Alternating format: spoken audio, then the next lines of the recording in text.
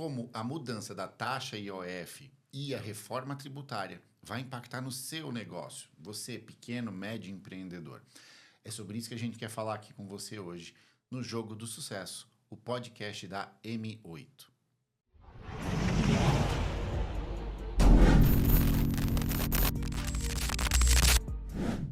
Eu me chamo Thiago Delagnolo, o host aqui do podcast, e para o episódio de hoje a gente tem uma das experts aqui da M8, Franciane Tomasi, especialista na parte de gestão financeira, né?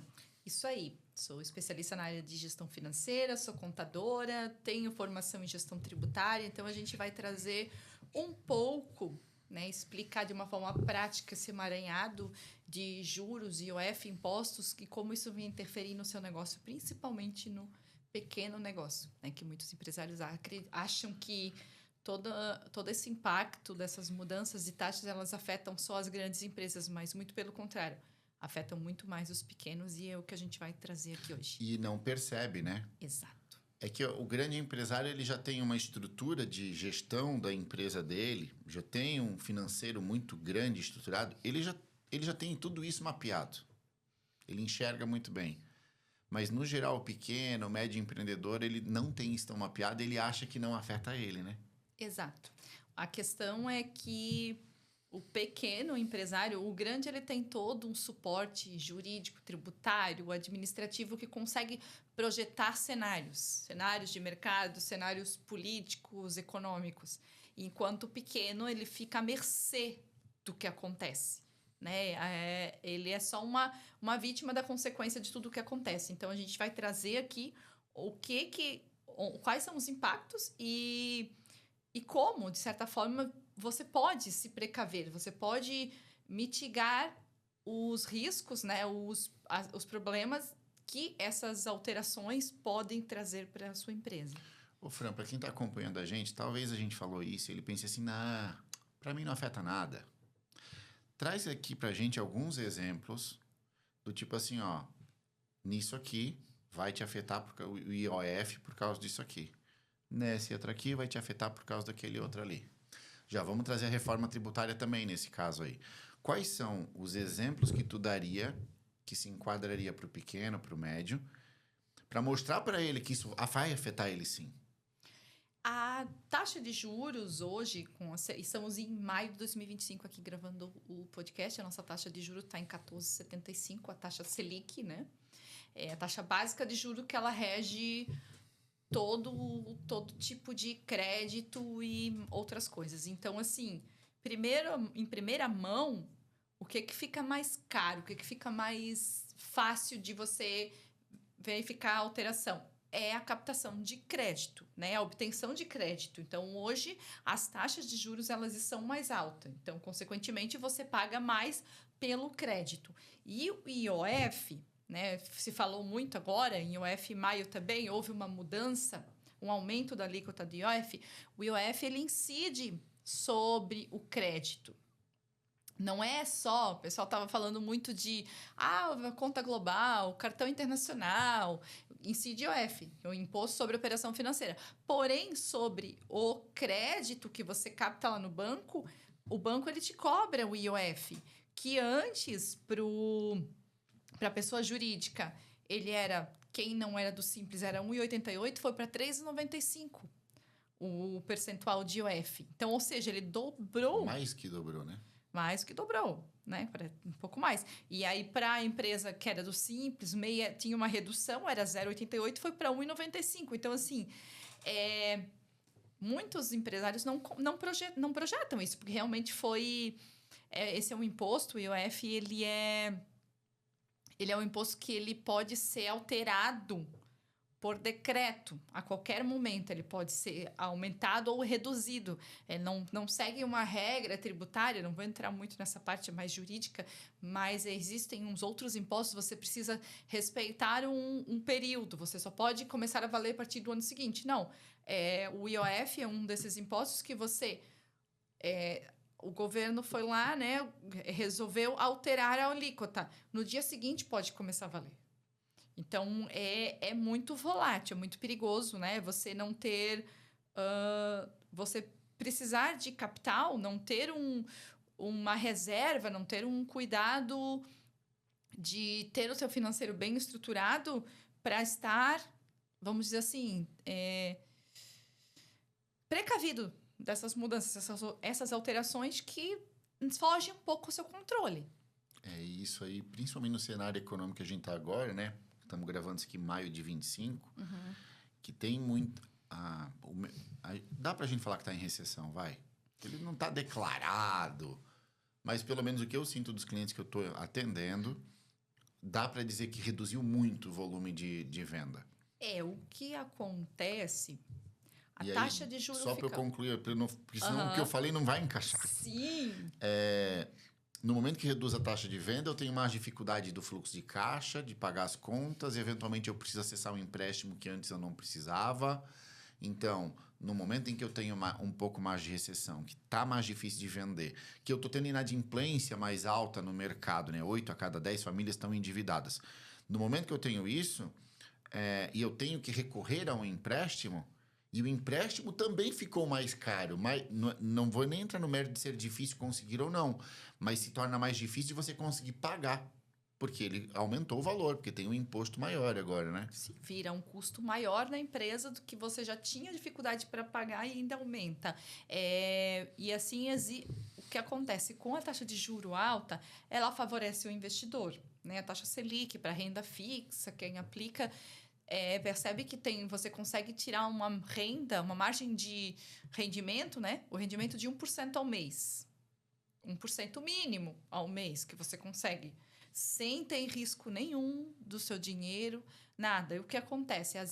As pessoas, elas estão retendo mais o dinheiro, mantendo o dinheiro. Quem tem dinheiro nos seus investimentos. Então, o consumo ele está reduzido. Né? Percebe-se, eu também percebo aqui, o nosso mercado, os meus clientes, eles estão tendo mais dificuldade de fechamento de venda, porque existe um medo de você comprar, ter um recurso e acabar tendo dificuldade de pagamento, e ao mesmo tempo o favorecimento de você ter o dinheiro guardado porque você consegue um rendimento alto e sem risco algum.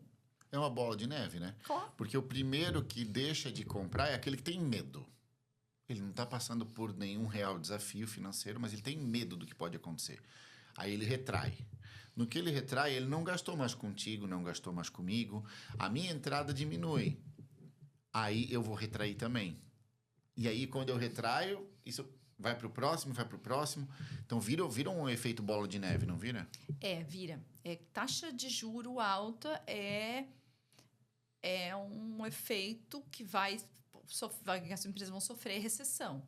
Então, assim, quanto mais baixa a taxa de juro, mais dinheiro gira, né? Porque aí as pessoas têm mais facilitação de crédito, as empresas começam a fazer seus investimentos, porque muitas empresas seguram o investimento por causa desse medo de descapitalizar, de ficar sem caixa. E hoje o caixa é o principal motivo de fechamento. Falta de caixa, né? O principal motivo de fechamento dos negócios. Porque é por falta de dinheiro, a maioria que fecha. Porque se você não tem, você esgotou todos os recursos. Então assim, isso é um grande desafio que as empresas elas precisam ter um controle muito mais rigoroso de custos, uma gestão muito boa de recebíveis, não deixar não perder dinheiro com as vendas. Otimização de recurso. A palavra, a frase da vez desse período que nós estamos passando é a otimização dos recursos. Ô, Fran, a gente falou um bocado aqui da parte de captação de recursos, né? Somente nesse período agora da economia, que tem muita empresa precisando e ela ficou mais cara agora, essa captação. Mas o IOF, para o empresário, ele impacta em mais coisa também, não impacta? Ele impacta nas compras, né? Se, por exemplo, a mercadoria ou a matéria-prima que você utiliza, ela é importada. Você faz importação direta ou você compra mercadoria importada, ela vai ficar mais cara, porque além do dólar, que você tem o câmbio do dólar, você paga IOF sobre essa compra de dólar, né? Que você precisa transformar o real em dólar para comprar do seu fornecedor lá fora. Então, antes era 1,10. A taxa, a taxa de IOF sobre o câmbio. Agora é 3,5%. Então, tudo que é importado, que tem parte importada, automaticamente vai subir. Matéria-prima, né? Matéria-prima, o básico. Vamos lá. Não necessariamente você importa, mas o teu fornecedor importa. Se o teu fornecedor importa, o custo para ele aumentou, ele vai ter que repassar isso para você. É muito raro. Então, muito raro. provavelmente a gente vai começar agora nos próximos meses, nessa lógica, a sentir um aumento de insumos que, teoricamente, a gente achou que não seria afetado. Mas é aquele meu fornecedor, ele importa, ele vai ter que pagar mais IOF, o custo para ele aumenta, ele tem que repassar esse custo para mim. Exato. E não é que ele aumentou a margem de lucro dele. Ele só está transferindo o imposto que ele está tendo que pagar lá. E quem não está transferindo pode estar tendo prejuízo, né?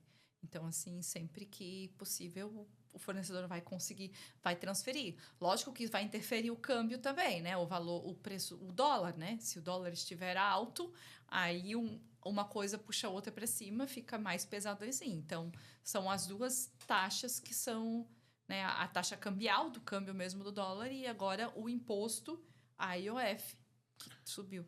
Eu acho que dentro desse contexto aí, isso também fala um pouco sobre a importância da gente estar monitorando, né? Da gente estar acompanhando essas alterações de taxas, de impostos. É um negócio que o empresário precisa estar atento, né? Sim, precisa. Aí dentro do que eu te falei. Como no caso do IOF, todo mundo foi pego de surpresa. E realmente a legislação tributária diz que pode ser aumentado ou diminuído a qualquer instante. Então, assim...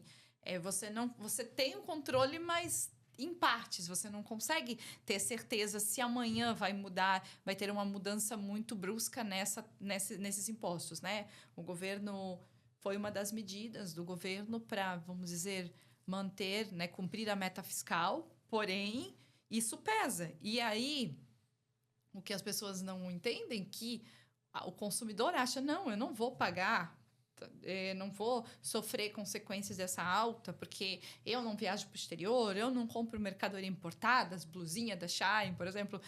Eu não... Mas vai, porque tudo, hoje, praticamente, é muito raro você ter algum produto, algo que você usa que não tenha algo importado. Às vezes não é o produto que é importado, mas a matéria-prima daquele produto, aquela empresa importou. Uma parte que seja, né? Tu vai ver o made in Brasil, fabricado no Brasil, mas parte do insumo veio de fora, que se pagou em dólar e teve IOF. Sim, próprio aço, que é uma matéria-prima para muitas coisas, né? Então, vai interferir, tende a interferir. Aí cabe, né, o fornecedor fazer esse repasse ou não. Então, assim, o que eu posso trazer, né, de reflexão sobre isso? Antes de repassar para o seu cliente, porque nós já estamos passando por um período, assim, taxa de juro alta, deu uma reduzida nas compras, as pessoas estão tendo mais cuidado, mais cautela a comprar, existe uma taxa de inadimplência cada vez mais alta. Então, o que eu recomendo? Antes de repassar o valor para o seu cliente, que muitas vezes isso pode interferir nas suas vendas, é verificar ali dentro do teu negócio se existem custos que podem ser reduzidos para que o teu preço continue sendo competitivo. Então, isso é algo que qualquer empresa precisa adotar. Grande ou pequena. As grandes, às vezes, têm mais controle sobre isso, têm um controle muito mais rigoroso e conseguem projetar isso lá na frente, né? Com uma expectativa de mercado, de taxa de juros e tudo mais. Mas o pequeno diariamente, constantemente olhar onde eu posso reduzir custo. É uma coisa que sempre se falou, né? É uma recomendação que desde que eu leio alguma coisa sobre empreender, eles sempre falam isso, procure reduzir custo, mas eu acho que eu não me lembro de algum outro momento da economia e da geopolítica do Brasil. Eu não me lembro de um outro momento a gente está num cenário onde isso é tão importante. Sim, porque está se afetando. Porque quando existe a demanda pelo teu produto, pelo teu serviço, muitos empresários não vão ficar preocupados, porque você está vendendo, está entrando dinheiro. Mas quando a demanda reduz, e aí você precisa... Aí o que acontece? Para fechar uma venda, muitas empresas têm que fazer o quê? Baixar preço. aquela briga por preço. E aí, às vezes, ok, precisa ser feito porque realmente você não consegue vender.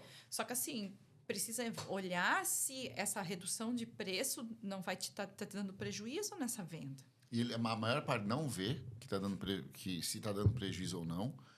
Parte desse povo está tendo prejuízo, só que tem um ditado que eu não vou lembrar agora, mas tipo, eles estão vendendo hoje para a obra que Vendo eles estão vendendo. almoço para comer a janta. É isso. Aham. O que eles vendem para fazer daqui 3 meses, ou entregar daqui 3 meses, estão usando o dinheiro para fazer o de hoje. Vamos dizer assim, né? Então, eles estão precisando de caixa. Na verdade é essa. As empresas estão precisando de caixa, de liquidez. E com IOF mais altos não facilita. Não, tá. E aí a gente chega no ponto de uma empresa estar vendendo no prejuízo, às vezes até sabendo que está vendendo no prejuízo, mas porque ela precisa de caixa. Pagar as contas. Ela precisa de caixa. E aí isso vira uma bola de neve negativa. Por quê? Como é que você consegue ser competitivo mantendo uma margem de lucro mínima, sendo que o outro está vendendo no prejuízo? Daí é muito importante você, empresário, ter estratégias de fidelização com o seu cliente, funis de venda que não dependam só de novos clientes, constrói uma relação com a tua base, fortalece isso, crie produtos ou serviços que estimulem o teu cliente a comprar mais de você. Ou numa segunda, terceira compra, ou na própria compra ele fazer uma compra de um valor maior. É o tal do upsell, né? Uhum. De tentar amplificar isso. Para que você consiga trabalhar com a base que já te conhece. Por quê? Quem já te comprou sabe a qualidade do serviço que você entrega. Já enxerga o valor que tem naquilo. Já estava acostumado a pagar esse preço. Então, é mais fácil eu convencer essa pessoa a pagar mais para mim do que para o meu concorrente, porque o concorrente está vendendo prejuízo, do que eu pegar alguém que não me conhece, que nunca me viu e tentar fazer esse mesmo movimento. Isso funciona bem quando você consegue achar um diferencial do seu produto, né? Uhum. Produto ou serviço. Prestador de serviço, às vezes, é muito complicado você mudar. Então, quem é prestador de serviço faz uma boa entrega ali, você consegue, muitas vezes, embutir o preço e ser aceito pelos seus clientes. Mas você coloca isso dentro de quem trabalha com produtos de consumo, que não tem diferencial algum. Um supermercado, enfim, esse tipo de produto, né? Que vai comparar, a mesma água que é vendida aqui, é vendida lá. Então, aí é internamente, o trabalho interno, é a otimização ali. Ô, Fran, a gente falou um bocado de IOF, mas vamos trazer aqui também a reforma tributária, porque ela igualmente vai impactar, ou até bem mais, né? Vai impactar na vida do pequeno e médio empresário. Tanto quanto ou mais do que o IOF ela vai impactar, não vai? A reforma tributária, ela foi instituída agora em início de janeiro, né? 16 de janeiro, a lei complementar que ela regulamenta a reforma tributária. Muito se fala de reforma tributária desde 2014, que eu ouço falar em reforma tributária.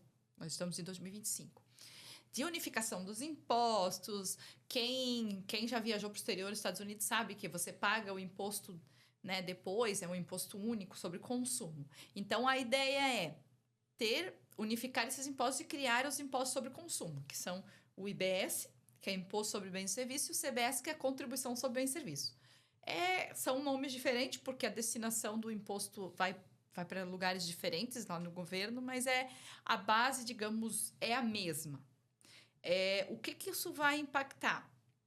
A unificação desses tributos, ela vai mudar muito a forma como você vende, né? Falando ali burocraticamente e tudo mais. Vai ter um período de transição, vai ser de 2026 a 2033. Então, assim, tem um longo prazo ali que vai ter regulamentação, norma, explicando como fazer e tudo mais, né? Só que como nós estamos em 2025, já tem que se pensar, por exemplo, de fazer o planejamento tributário para 2026.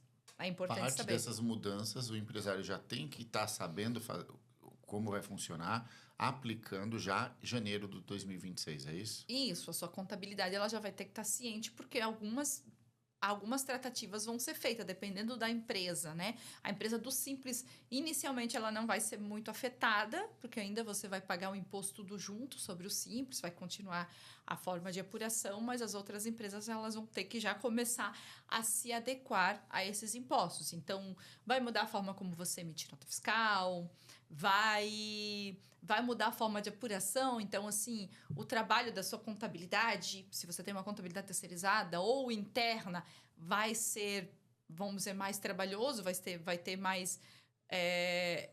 vai ter que ser mais criterioso, porque vai ter que ser feita essa apuração. O que a reforma tributária traz, né?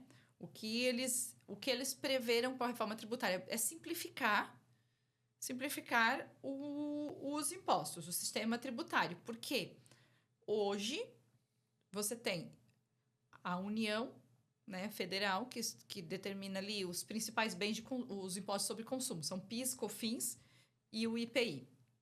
Aí nós temos os estados. São 26 estados da federação mais Distrito Federal. O ICMS, que é o Imposto sobre Mercadoria. Então, cada estado ele tem uma norma, uma regulamentação, uma base de cálculo, uma alíquota, todos benefícios fiscais. Cada estado ele tem uma norma e são bem complexas. E os municípios, cada município, mais de 5 mil municípios no nosso país, tem a sua norma individual. Então, essa unificação, esse imposto, ele vai ser uma alíquota única. Então, assim, ele vai acabar com a guerra fiscal. De uma empresa ser mais interessante para a empresa mudar o endereço dela para outro município, porque lá o imposto é mais barato, é isso? Isso. Tem municípios que, se você colocar a taxa, o ISS altera 2% de 5% para 2%. É 3% de economia. E, às vezes, é só o município do lado. Vai lá, 10 quilômetros, você está ali no município. Então, existe esse favorecimento para alguns municípios por causa dessa guerra fiscal. Então, a ideia é, de certa forma, seria simplificar. Inicialmente, não vai ser isso que vai acontecer.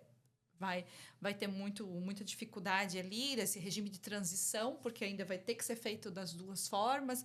Vai ter que saber a alíquota da onde você está enviando a mercadoria, do destinatário. Qual é o imposto que é do destinatário? Quanto que a alíquota percentual que você paga lá no destino? Você vai ter que saber a tributação. Eu vou ter que aplicar na minha empresa a alíquota que o meu cliente vai aplicar no produto? Digamos assim, se eu sou um fornecedor, né? Uhum. Eu vou ter que aplicar a alíquota que do local destino. Do destino. Então, daí, claro, aí é mercadoria, mas existem outras ali, questões imobiliárias, vai afetar toda a cadeia, não é só mercadoria, né? Venda de produto ou mercadoria, é prestação de serviço, é atividade imobiliária, vai afetar muito. Então, a lei ela não está muito clara de como vai ser feito, mas ela determinou, ela já instituiu que vão ser afetados esses setores. Pode falar. Não conclui. Não, eu ia trazer uma outra particularidade da norma, da reforma tributária, que é o regime não cumulativo. Tá, antes de tu abrir o regime não cumulativo, vamos lá.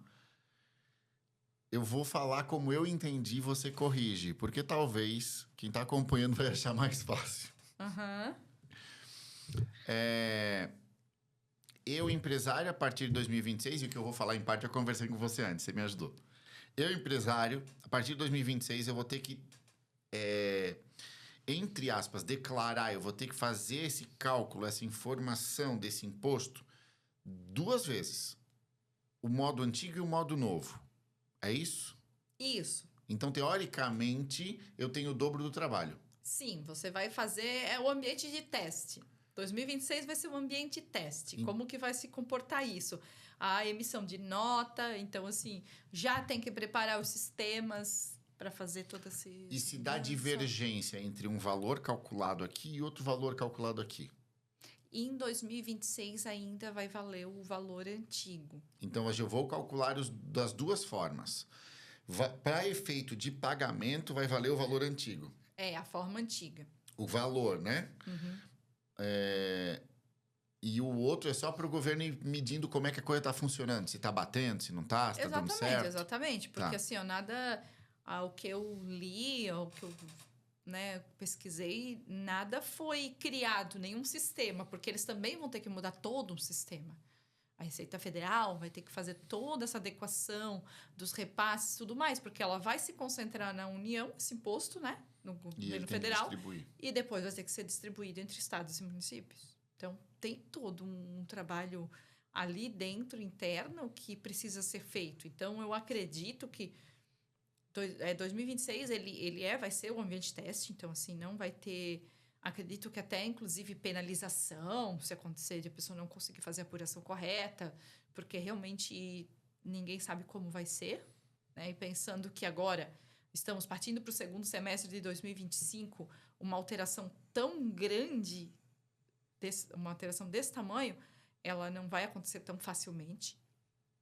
Só que vamos dizer que a gente precisa começar a se adequar, porque 2026 vai ser assim, 2027 já vai alguns impostos começarem a valer, outros não, e aí assim, aos poucos. Pelo que eu entendi ali na conversa antes, que tu me falou, me corrija, eu vou calcular das duas formas, a nova e a antiga. A antiga é o que vai determinar o valor em 2026 que eu tenho que ir pagando mês a mês. Mas eu vou pagar o boleto da nova. É isso? Então, vamos supor que a antiga, o cálculo, eu teria que pagar 2.000 de imposto. Na nova, deu 1.200 de imposto. Eu vou pagar o boleto de 1.200 e depois eu vou pagar a diferença, que vai dar R$800, no boleto antigo. É mais ou menos isso? Isso. Você até, se houver recolhimento, você vai recolher esse IBS ou CBS, porém você vai abater do cálculo no formato antigo. Ou seja, janeiro para fevereiro ali, a gente já tem mais boleto para pagar. Não mais valor, mas mais boleto. Mais burocracia, mais cuidado, mais controle. Mais risco de erro, de pagamento indevido. Mas aí tu ia falar do pagamento cumulativo? Aí a reforma tributária, ela tem, digamos, o benefício, né? Vamos ver como isso vai se comportar com as alíquotas, porque aí, dependendo da alíquota que é inserida, não vale a pena. De você apurar o imposto pelo regime não cumulativo. O que é o regime não cumulativo, né? Para quem não é da área fiscal, jurídica, não entende. É na forma assim, vamos dizer essa caneta aqui. O meu fornecedor, ele comprou material para produzir essa caneta. Ele pagou o imposto sobre a matéria-prima que ele comprou, né? O fornecedor dele de matéria-prima, ele embutiu os impostos e pagou. Aí ele foi lá e produziu e ele pagou, quando ele fez a venda, ele pagou o imposto sobre a venda. E assim sucessivamente. Se eu não aproveito o crédito sobre a minha compra, a gente chama isso de regime cumulativo. Ou seja, a cada nova operação que você fizer, você vai pagar o imposto de novo. Se eu comprar a tua caneta para eu revender, eu vou pagar o imposto cheio sobre o valor que eu vender. Exatamente. Ainda que você já tenha pagado, ainda que o governo já tenha recolhido imposto na tua produção da caneta. Está embutido ali na compra. Esse é o regime cumulativo. Aí o IBS e o CBS, ele vai permitir o crédito sobre a tua compra. Né? O que acontece com as empresas de lucro real. Quem é de lucro real aqui, o regime de tributação, ele tem a não cumulatividade do PIS, da COFINS, né? E a ICMS, tanto o lucro presumido quanto o lucro real tem. Porque o que acontece visaria equalizar. Você só vai pagar sobre o excedente. O que está embutido dentro do meu custo de matéria-prima, eu posso aproveitar de crédito, eu só vou pagar a diferença. Então, vamos lá. Você, Franciane, produziu essa caneta e você vai me vender ela, sei lá, R$10. E desses R$10, R$1 ficou pro governo de imposto, certo? Aí você me dá a caneta aqui, por favor. Pronto, comprei a caneta de você. Mas eu não comprei. 10. Eu paguei 10, tu pagou 1 pro governo e sobrou 9 para ti. Mas eu não comprei para usar, eu comprei porque eu tenho um comércio e eu quero revender no meu comércio. Eu vou vender ela por R$15, certo? Eu pagaria, na proporção, R$1,50 de imposto. Sim, vamos dizer que é 10%. Hoje, atualmente, eu pago R$1,50 e você paga R$1. Agora, com esse novo formato na reforma tributária, eu vou poder, se eu tiver o controle, eu vou poder dizer assim, ei, a Fran lá que me vendeu já pagou R$1. Eu tinha que te pagar R$1,50, mas já foi pago 1. Então eu só vou te pagar 50 centavos. Só paga a diferença. É isso, né? É isso que acontece. Isso acontece nas empresas Isso tem um do lucro real. limite de cascateamento, vamos falar assim? Por Não. exemplo, assim, essa empresa vendeu para essa, que vendeu para essa, que vendeu para essa. Essa aqui pode abater os impostos tudo? Não, ela vai abater da última operação, sempre, Da última né? só. Da última, porque aí ali vai estar embutido os impostos, no caso, ele já vai estar tudo embutido. O custo da mercadoria mais o imposto dela. Não, porque vamos lá. O fornecedor ele já colocou no custo A caneta dele. você pagou 1. Uhum. Eu iria pagar 1,5. Mas eu vendi para alguém que vai vender por 20. Ela teria que pagar 2. Ele não vai pegar o meu meio mais o teu 1, dá 1,5 e desconta? Não, ele só vai descontar da última. Porque você descontou do outro, você não vai descontar 2 vezes. O que acontece? O do meio então, ali, o do meio já descontou do primeiro. Mas o que vai descontar é o cálculo, não o boleto que o cara pagou.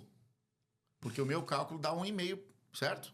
É o cálculo que está na nota fiscal. Não, Tá. Ele não vai descontar entendi. do fornecedor. Não, o fornecedor vai receber normal. Ele desconta Não. do cálculo do imposto. Porque, pelo que eu entendi, então, na nota vai vir o valor do 1,5, por exemplo, o imposto completo. Sim, vai estar informado lá na nota E fiscal. eu, na minha declaração, vou abater o que tu pagou. Mas na minha nota vai o imposto completo. Então, quando eu entregar para a próxima empresa, ela vai ter o valor do imposto completo para ela abater. Isso é um valor cheio. Aí, na apuração do imposto é que vai ser descontado o crédito. Entendi.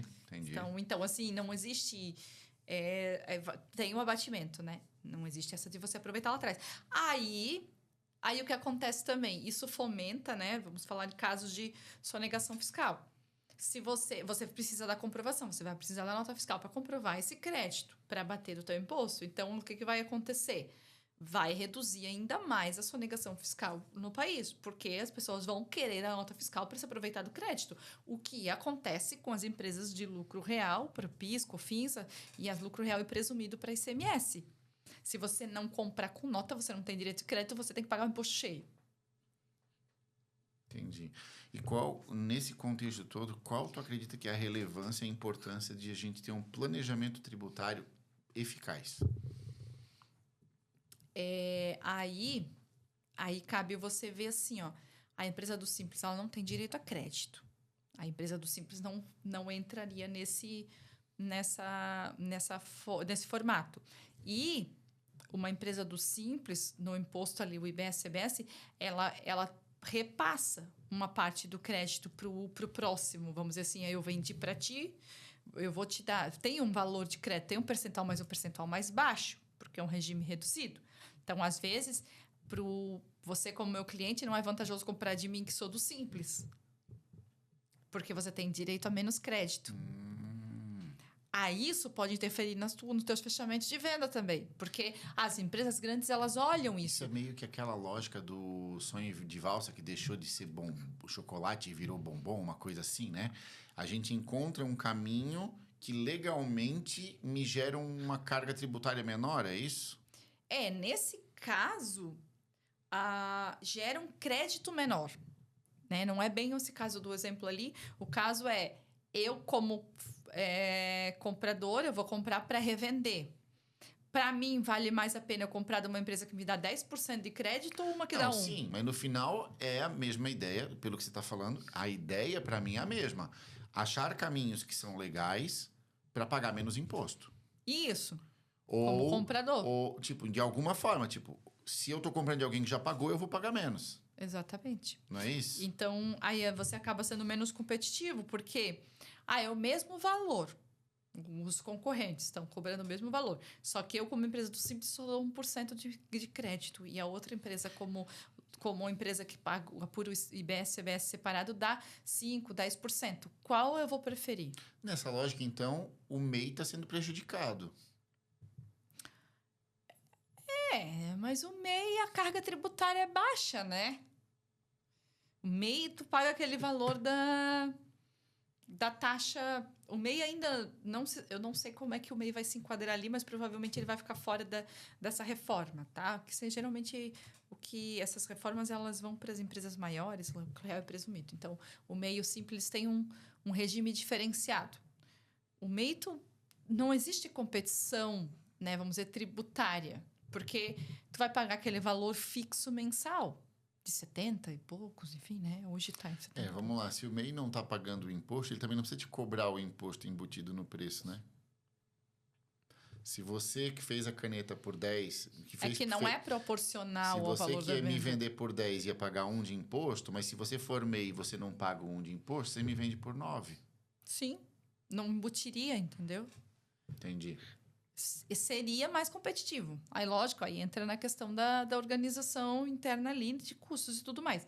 Mas isso é importante para você ver, né? Eu fiz esse exemplo de comprar, de vale a pena para o seu cliente comprar de ti ou comprar de uma empresa que tem um aproveitamento de crédito maior, para você fazer o planejamento tributário, para ver assim, como que isso vai afetar nos teus fechamentos, nas tuas vendas. O quanto que realmente, financeiramente, essa alteração é olhar assim, poxa, mas eu compro meus custos direto, compra de mercadoria, compra de matéria-prima, eles são muito altos. Ou seja, eu tenho um aproveitamento de crédito muito grande, porque eu compro bastante, a margem é menor. Então, vale a pena eu aproveitar o crédito de imposto, eu entrar no regime do IBS-CBS, do que ficar no Simples Nacional, que eu não aproveito crédito. Entendi. Isso vai ter que fazer boa parte das empresas parar para reavaliar o enquadramento que está. Sim, avaliar ali. Muda a regra do jogo bonito. Sim, com certeza. Com certeza. É um enquadramento e aí... Então, assim, hoje anualmente, com o regime do IBS-CBS, vai ter... Se eu não... Que eu ouvi, eu não tenho essa absoluta certeza para trazer para vocês, vai ser semestralmente você pode optar. Então, a cada 6 meses você consegue alterar, se caso vê que não funciona.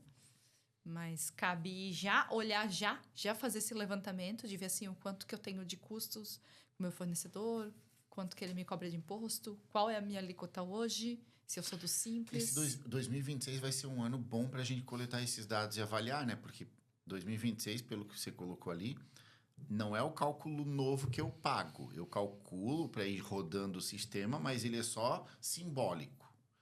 Mas ali eu já começo a ter parâmetros, né? Claro, ali você já consegue olhar e fazer o comparativo. Então, é importante, então, nessa lógica, que 2026 seja um ano dos empresários estarem muito atentos à parte de tributação da empresa deles, comparar esses dados e buscar uma assessoria para ver se realmente continuar no enquadramento que ele está hoje é o melhor, ou eventualmente, como você trouxe um exemplo ali, às vezes vai ser melhor mudar de enquadramento, é isso? Sim. 2025 para 2026, né? Agora segundo semestre, vai ser um período de grande oportunidade para profissionais que lidam com a área tributária, advogados, contadores, que têm esse domínio, porque cobrar, né, esses honorários, fazer esse trabalho junto aos clientes, porque a economia tributária pode ser bem grande, pode ser bem vantajosa.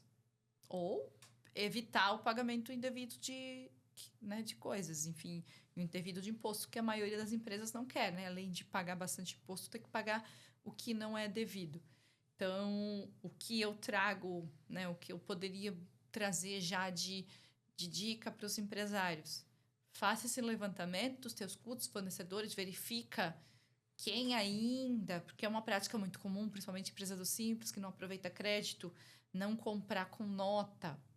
Verifica com o seu fornecedor a exigência de nota, olha, né, o quanto que tu paga ali, né, os custos pelas receitas, verifica a tua alíquota, conversa com o seu contador, com, enfim, qualquer assessoria ali, né, quem tem assessoria tributária, para realmente começar a fazer essa pré-análise ali para 2026, já você se adequar. E também com a questão dos sistemas, RPs, né? Chama o pessoal, quem tem sistema próprio na empresa, conversa com o técnico, né, o seu técnico de TI, se precisa fazer alguma mudança já, porque são bem significativas as mudanças que vão ocorrer. As regras do jogo já estão determinadas pela Receita? Onde é que eu quero chegar com essa minha pergunta?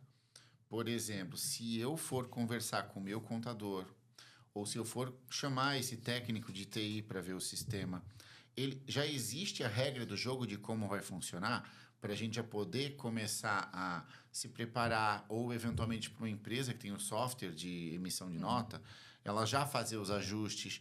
Já está disponível isso, a regra do jogo? A regra ela é definida por instrução normativa. Hoje ainda não existe toda essa regra feita. Mas eu digo que vale já ligar o alerta, verificar junto ao sistema. E aí, vocês vão se adequar? Qual é o prazo? Principalmente para o pessoal de TI ali, de sistema, tá? Precisa colocar no cronograma. Mesmo que a regra não esteja pronta. Mas se começar a valer em 2026, ela tem que estar pronta até no dezembro. Pode acontecer que eles criem essa norma dia 31 de dezembro, tá? Eu não duvido. E aí você que dê seus pulos. Exatamente, isso acontece. Então, assim, é muito incerto. Hoje eu trouxe, assim, de uma certa forma, mais superficialmente, só para vocês estarem cientes de que existe essa reforma. Abrir os olhos para isso, né? De que vai haver mudanças e de que você já tem que ficar alerta. E essas mudanças vão alterar custo. Não necessariamente. Nem estou falando em carga tributária, no percentual do imposto. Mas a estrutura que a empresa tem vai ter que mudar. Ela vai demandar mais de hora de funcionário, de terceiro, do TI, de uma alteração do sistema. Ela vai ter mais custos nesse período de readaptação, não vai? Pode ser que ela tenha mesmo, até o custo de contabilidade, simples. Se você terceiriza a sua contabilidade, ela vai ter mais regras, mais coisas para cuidar, né? Mais obrigações para fazer e precisa estar repassando esse custo para vocês. E mesmo que seja interno. Se eu vou produzir 2 vezes essa documentação fiscal... Mais trabalho? Numa regra de 3 bem simples aqui, se for linear, se dobra o trabalho, eu preciso do dobro de funcionário. Pode ser que sim. Então, se eu tinha uma pessoa na minha empresa que fazia essa parte, eventualmente vou ter que contratar mais uma, ou no mínimo um auxiliar. Aumentou meu custo. Uhum.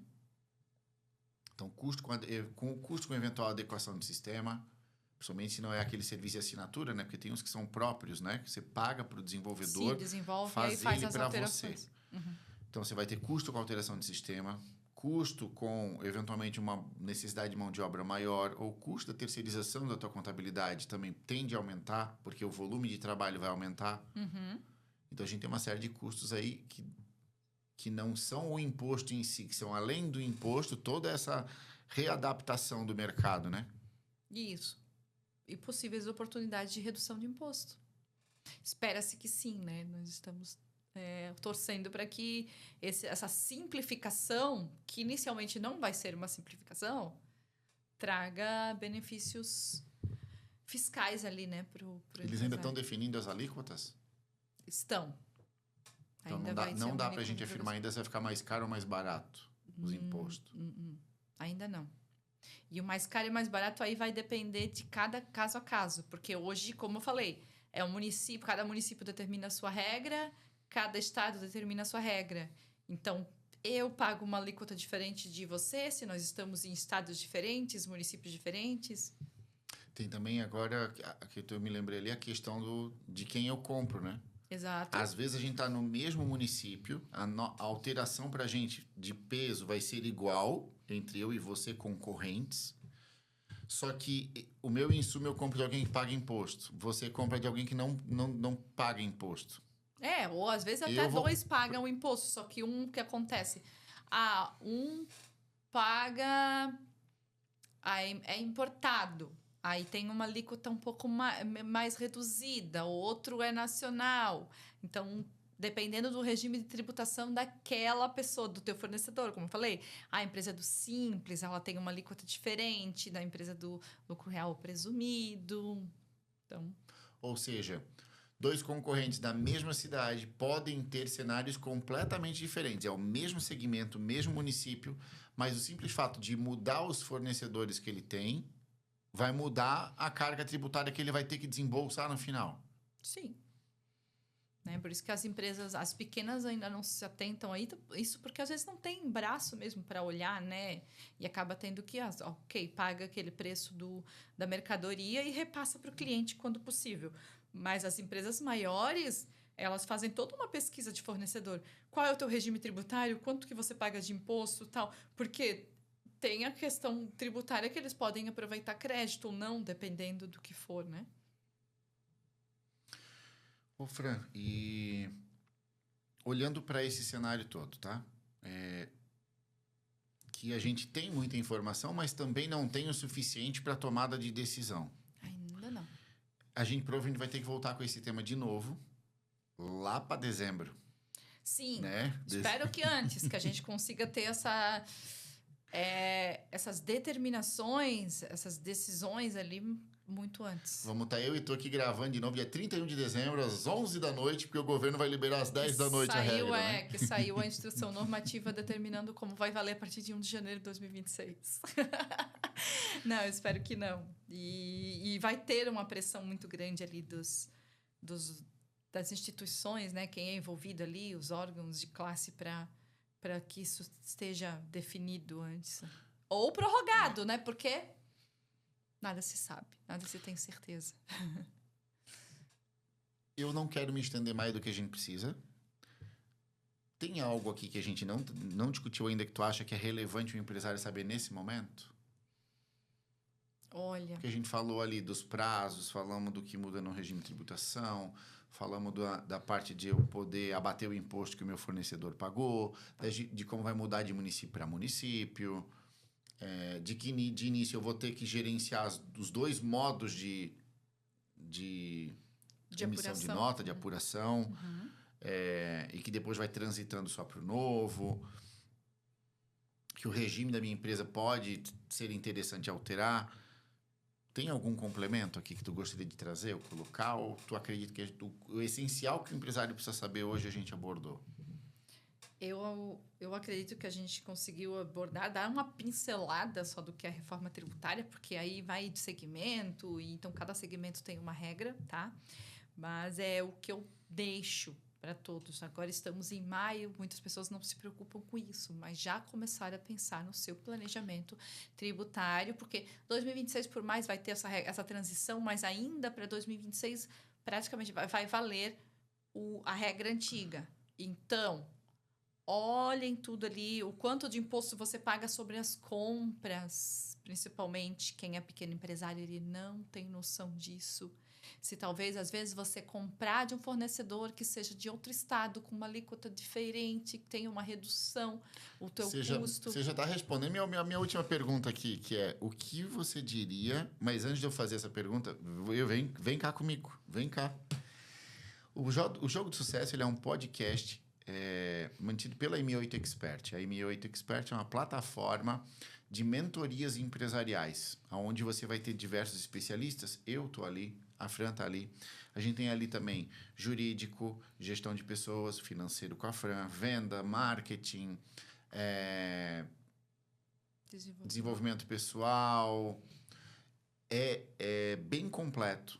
E a gente traz ali para você todas as áreas que a gente entende que é essencial para a tua empresa ter um suporte, para que ela consiga andar de uma forma segura, principalmente nesse momento, né, de tantas mudanças para o empresário, de reforma tributária, de IOF e daí por diante. E o governo não indica que vai parar de mudar, né? Então, a nossa missão com você aqui, tanto no podcast quanto dentro da plataforma da M8, nas mentorias, é te manter atualizado, te manter preparado para tudo que já está acontecendo e para o que vai acontecer. Sempre com uma informação, com conteúdo neutro, imparcial, voltado para o olhar do empresário. E você pode interagir lá com a gente, tá? Então, clica no link aqui da descrição, se inscreve na M8 e vem conhecer um pouquinho mais, tá? E aí sim, eu vou voltar para a minha pergunta, que você já começou a responder, eu queria deixar como gatilho aqui para surpresa para eles. E a minha pergunta era, o que o empresário pode fazer daqui até final do ano? Quais são os passos que você acredita que ele já deve dar, que ele já pode dar?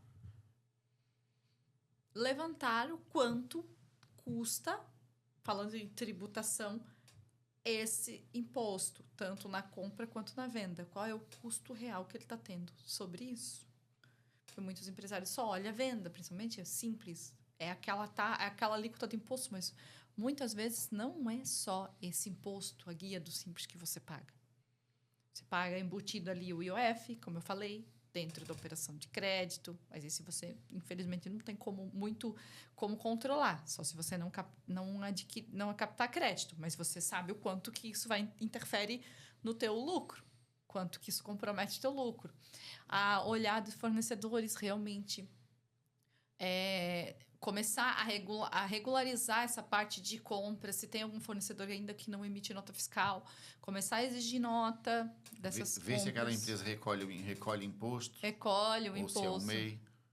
Mas a nota fiscal, o MEI precisa fazer nota fiscal para CNPJ. Então, assim, mesmo que era o MEI, precisa ter a nota. Mas ele não recolheu o imposto, né? Ele vai recolher só daquela valor, não sobre a venda, né? Vai recolher o imposto mas fixo. Mas eu não consigo abater com a nota do MEI. Não, do MEI não. Então, aí, cabe ver. Aquele fornecedor MEI, ele não vai me oferecer crédito, então não é vantajoso. É mais vantajoso ter o outro fornecedor que, no futuro, interesse de alterar ali, de mudar do Simples para recolhimento do IBS-CBS, seja vantajoso.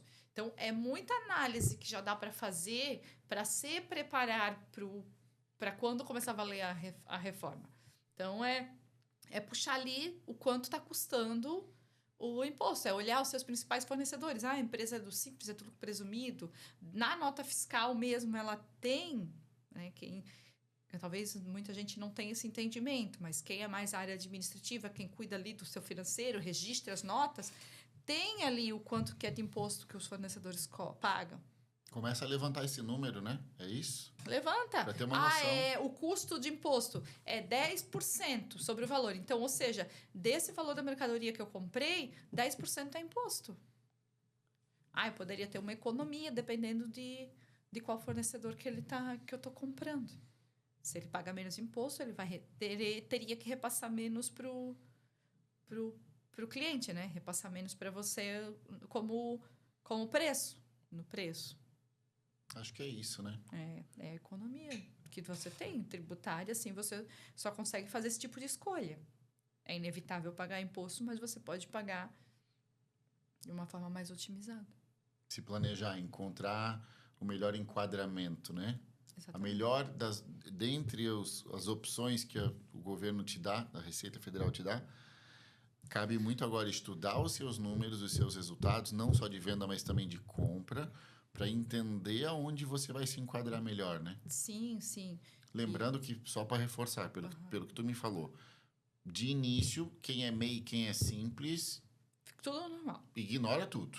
Segue do jeito que estava antes. Segue sem mudar nada. Uhum. Continua pagando Simples, sobre as suas alíquotas lá. Se eu sou uma empresa maior, não sou MEI, não sou Simples, se eu compro de um MEI, eu não tenho o abatimento, porque o MEI não pagou imposto sobre a venda. Isso, o MEI não. Se eu compro do Simples, aí eu tenho abatimento. De um valor mais reduzido. Não o mesmo valor que uma outra empresa. Isso aí vai mudar pra caramba, até setor de compra de empresa, né? Mas sempre foi assim. Mas o pequeno empresário não nota isso. Aí agora, com essa lei aqui que você pode... Não existia isso do abatimento. Abatimento do imposto? É. Empresa de lucro real, presumido, sim. Já pode abater o imposto que o fornecedor paga? Uhum. Então não é novidade isso. Não. Só que aí agora unificou e permite que mais empresas optem por isso. Entendi. Entendi. Assim, de regra, claro que aí vai ter as alíquotas que é a União que vai definir tudo, né? Para estados e municípios. Então, é uma alíquota só. Sabe? Todo território nacional, você sabe o que você está pagando. Mas o que, assim, no final, o que alterou vai ser que vai ser juntado os impostos.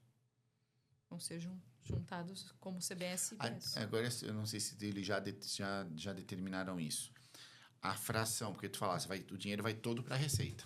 E ela vai repassar para os municípios, para os estados. Teve alteração nessa proporção? Eles já definiram quanto desse dinheiro vai para o estado, quanto vai para o município? Ou ainda não definiram? Só definiram o que a gente vai pagar, mas ainda não definiram como isso se distribui. Eu não sei te informar, mas essa regra de repasse ela é bem complexa, posso assim dizer. Que aí vai de tamanho, vai de renda, vai de quanto que cada estado ou município arrecada. Tem muitas regras, porque hoje tem impostos que são repassados. Na verdade, todos os impostos que são da União, uma parte vai para os estados e municípios, né? Mas aí a gente vai entrar num assunto aqui que eu confesso que eu não entendo muito, porque isso é mais interno, não é muito política. Do interesse do empresário, mas assim, é bem complicado, é bem complexo. Fran, quer complementar mais alguma coisa antes da gente ir encerrando? Olha, eu acho que é isso. Eu acredito que eu tenha deixado as pessoas mais confusas do que realmente deu uma assustada. Mas é melhor estar confuso e estar atento e me informar do que eu ser pego de surpresa em janeiro de 26. Deixar o pessoal um pouco atrás da orelha, consulta seu contador, consulta advogado, se você tem que lida, né, que tenha entendimento da área tributária, e já começa a se planejar, a olhar esses impostos que você paga, tanto na compra quanto na venda. Maravilha. Compra, principalmente. Maravilha. Não esquece de se inscrever no canal, tá? Gostou desse episódio? Então se inscreve para não perder os próximos.